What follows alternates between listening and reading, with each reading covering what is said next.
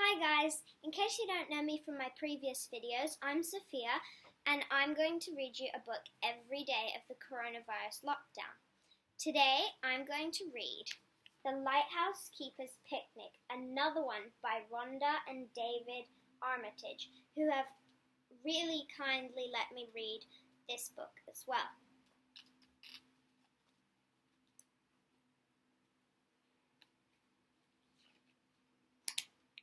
Mr. Grinling was a lighthouse keeper. He lived with his wife, Mrs. Grinling, and their cat, Hamish, in a little white cottage on the cliffs. When he was a younger man, Mr. Grinling used to row out to the lighthouse every morning to clean and polish the light. Now he had an assistant called Sam. Some days Mr. Grinling was the lighthouse keeper, and some days it was Sam. This breakfast should help my singing, Mrs. G. First-class geraniums, these. On his days off, there were lots of things Mr. Grinling liked to do. He liked playing hide-and-seek with Hamish. He liked growing geraniums and heliotropes. He liked singing loudly in the village choir, but most of all, he liked eating. Breakfast, lunch, and dinner, and a few little snacks in between. Eating was what he did best. Sometimes, while he ate, he would hum a little tune. Peepo, Hamish, I can see you. Mrs. Grinling worried about the eating. Mr. G, don't you think perhaps you're just a bit too rotund? She asked. I don't know how you're going to run races at the village picnic tomorrow. Mr. Grinling gazed at himself in the mirror. Nonsense, Mrs. G, he said, as he did up the shirt. But he went outside to practice his running before dinner. Mr. Grinling loved the village picnic. All the villagers came, big ones and little ones, running and skipping, huffing and puffing. Mrs. Grinling always prepared a splendid picnic spread, and she always kept it as a surprise. The picnic day started badly for the Grinlings. They woke up at 9 o'clock instead of 8 o'clock. In the rush, Mr. Grinling tripped over Hamish. Hamish hid behind the sofa. They were halfway across the bay before they remembered he was still at home, and halfway across again when they remembered the second lunch basket. They were very late for the picnic, and they forgot to tie up the dinghy. Everybody was lining up for the egg and spoon race when they arrived. Mr. Grinling ran as fast as he was able, but he still came last. He and Joe Jenkins tripped over each other in the three-legged race. As for the last race, he couldn't even fit into the sack, let alone jump. Bad luck, old chap. You would have been good in a tug of war. Mr. Grinling was very upset. He stomped off to swim by himself before lunch. He lay on his back with his tummy up in the air. Up above, a rainbow balloon drifted. Mr. Grinling sighed. That would be the life, floating just like a cloud. That's what he'd really like to do. He sang a floating song to himself. High in the sky, gently cruising, wrapped up in cotton wool, quietly musing, singing a cloud song. The picnic lunches were magnificent. Mr. Grinling wandered about, tasting a little bit here, a little bit there, but he stopped quite still when he saw Mrs. Grinling's spread. Naughty Nillies, bumper bites, tempting treats for tinnies, melon boat, limpet log, lighthouse cake, salad, great green whale jelly, salad crab, cream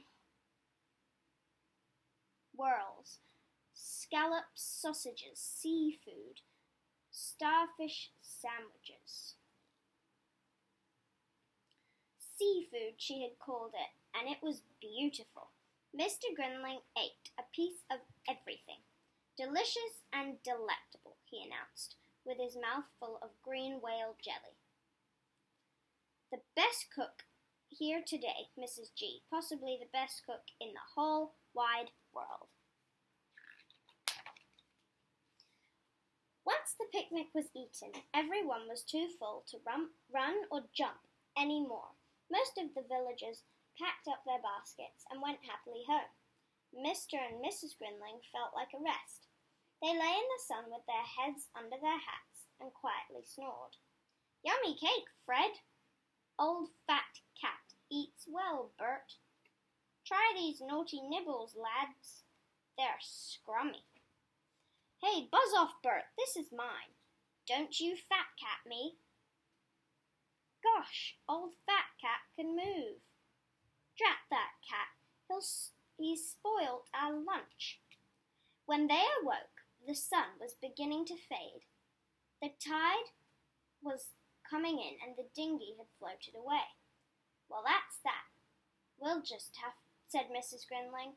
We'll just have to walk home. Mr. Grinling groaned. They set off around the rocks, in and out. Up and down they went, over and under, rock after rock. Soon the sun had disappeared. The water came closer. We must hurry, Mr. G, said Mrs. Grinling. The tide is racing in. But Mr. Grinling certainly couldn't hurry. I can't climb any more, he puffed, and I certainly can't climb through that hole. I'll get stuck. Mrs. Grinling looked at the hole, and she looked at Mr. Grinling's tummy. In that case, there's nothing for it. We'll just have to stay here till morning. They found a flat rock and huddled together to keep warm. The moon came up, the water rose. Once a wave splashed their feet a little, but it was only once. Then the water began to go down. Sam was surprised to see the lighthouse lights still shining next morning. When he saw the dinghy nudging against the jetty below, he guessed what had happened. He gazed round the bay. Yes, there they were, jumping up and down and waving. He set off right away to rescue them. Mrs. Grinling was cross.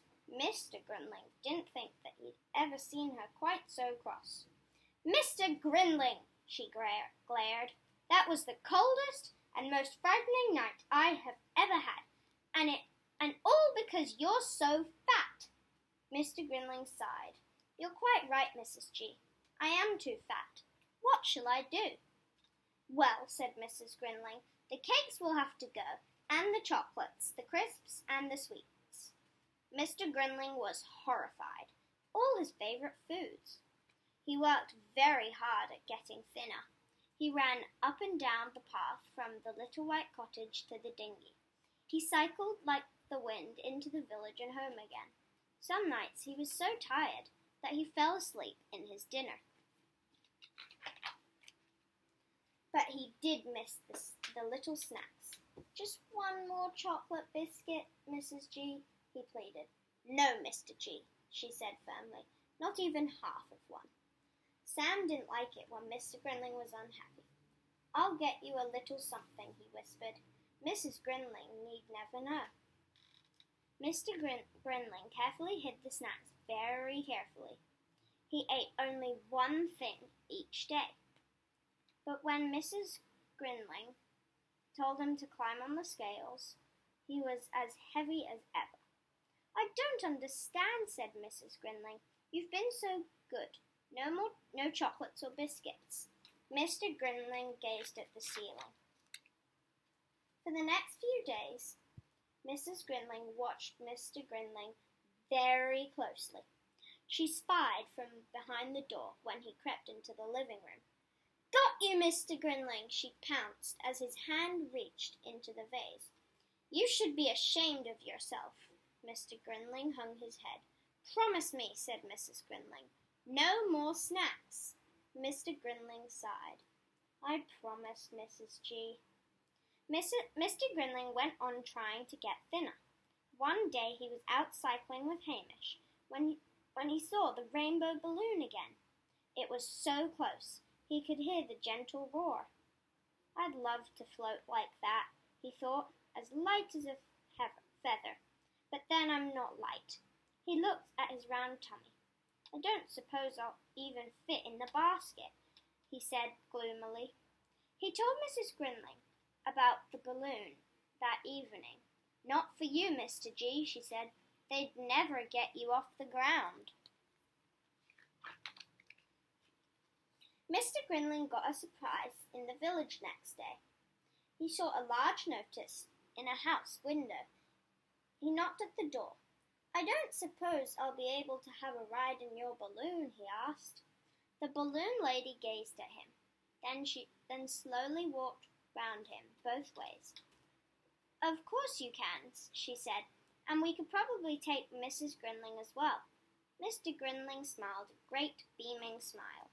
So that's how the Grinlings went floating one fine afternoon. Hamish and Sam waved them goodbye. Up over the lighthouse they went, and across the bay, past the rock where they spent that cold night, over the sea where the whales dived and played, over the cliffs where the seagulls nested, and then the land was below. Houses and barns, cows, sheep, and horses. Mr. Grinling smiled at Mrs. Grinling. "This is the best thing I've ever done," he said. "It's even better than eating." High in the sky, gently cruising, wrapped up in cotton wool, quietly musing, singing a cloud song. Thank you for watching, and I just want to say a really, really, really big thank you to Ronda and David Armitage, who let me read their book so kindly. Thank you, and I really hope you enjoyed that book. Please come again tomorrow for my next video. Bye!